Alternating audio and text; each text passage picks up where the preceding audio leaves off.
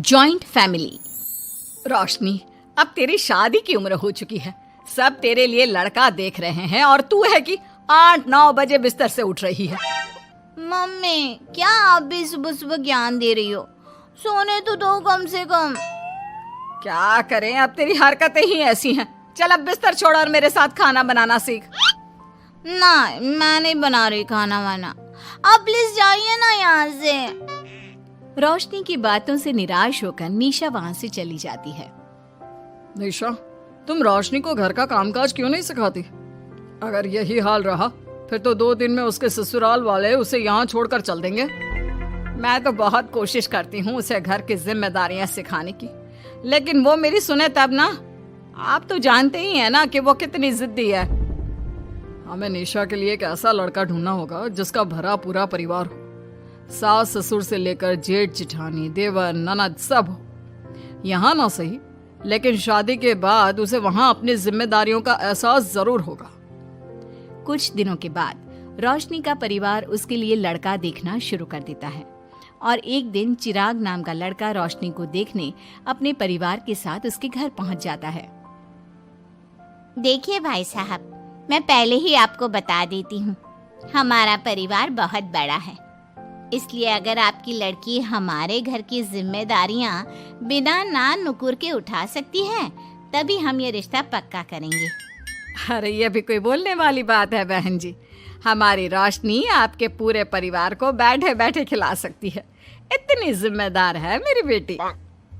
अगर ऐसी बात है फिर तो हमें इस रिश्ते से कोई आपत्ति नहीं है। तो फिर चट मंगनी पट ब्याह के बारे में क्या ख्याल है? हाँ बिल्कुल, शादी में देर किस बात की, 3 हफ्ते बाद ही शादी का शुभ योग है। अगर आपको कोई दिक्कत ना हो तो हम इनकी शादी भी 3 हफ्ते बाद ही करा देते हैं। अरे हमें इसमें कोई परेशानी नहीं है। इस तरह दोनों परिवारों में शादी की तैयारियां शुरू हो जाती है और कुछ ही दिनों बाद रोशनी की शादी चिराग से करा दी जाती है। शादी के बाद, बहू इनसे मिलो, ये है तुम्हारी दादी सास, ये बड़ी सास और बड़े ससुर, ये तुम्हारे जेठ, ये जेठानी, ये दोनों तुम्हारे देवर और ये इस परिवार की सबसे छोटी बेटी सिमरन, यानी कि तुम्हारी ननद है। परिवार में इतने सारे लोगों को देखकर रोशनी का सर चकरा जाता है। वो अपना सर पकड़ लेती है और मन ही मन सोचने लगती है, हे भगवान, ये किस जन्म का बदला लिया है आपने मुझसे? मैंने क्या बिगाड़ा था आपका जो आपने मुझे ऐसा परिवार दिया? बेटा, किस सोच में पड़ गई तुम? और कितने लोग हैं आपके परिवार में? बस हम इतने ही लोग हैं बेटा, ज्यादा लंबा परिवार नहीं है हमारा।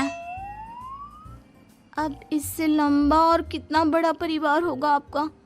ये ससुराल कम चिड़ियाघर ज्यादा लग रहा है। कुछ कहा क्या तुमने बेटा? नहीं मम्मी जी, वो मैं बहुत थक गई हूँ, तो क्या अब मैं सोने जा सकती हूँ? हाँ क्यों नहीं बहू। चिराग, बहू को अंदर कमरे में लेकर जा।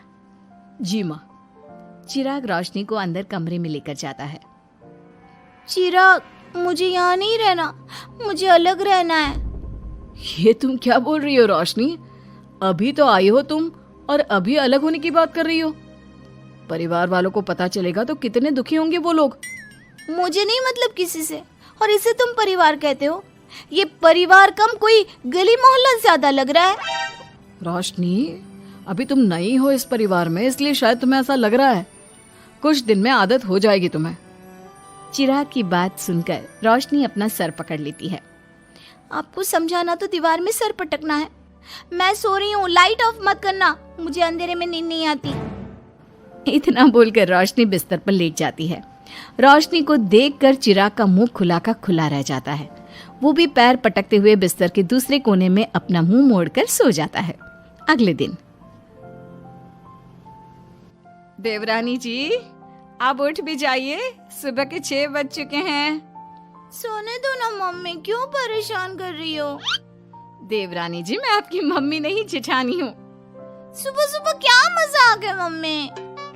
इतना कहकर रोशनी अपनी आंखें मसलते हुए उठती है और अपनी जेठानी को देखकर चौंक जाती है। दीदी आप यहाँ? पिछले 1 घंटे से तुम्हें उठा रही हूँ, लेकिन तुम हो कि अब उठ रही हो? लेकिन अभी तो सिर्फ 6 बज रहे हैं, आपने मुझे उठाया क्यों? वो इसलिए क्योंकि आज तुम्हारे इस घर में पहली रसोई है, तो खाना आज तुम्हें ही बनाना होगा ना। क्या? मुझे पूरे मोहल्ले के लिए खाना बनाना पड़ेगा? नहीं रोशनी, तुम्हें पूरे मोहल्ले के लिए नहीं, सिर्फ परिवार के लोगों के लिए ही खाना बनाना है। आपका परिवार किसी मोहल्ले से कम है क्या? कुछ कहा क्या तुमने? हाँ नहीं दीदी, आप चलिए, मैं अभी फ्रेश होकर आती हूँ। आरती वहां से चली जाती है, जिसकी थोड़ी देर बाद रोशनी भी रसोई में जाकर मजबूरी में सबके लिए खाना बनाने लगती है। पूरे 2 घंटे मेहनत करने के बाद उसका खाना बनकर तैयार होता है। वाह बहू, खाना तो बड़ा स्वाद बना है।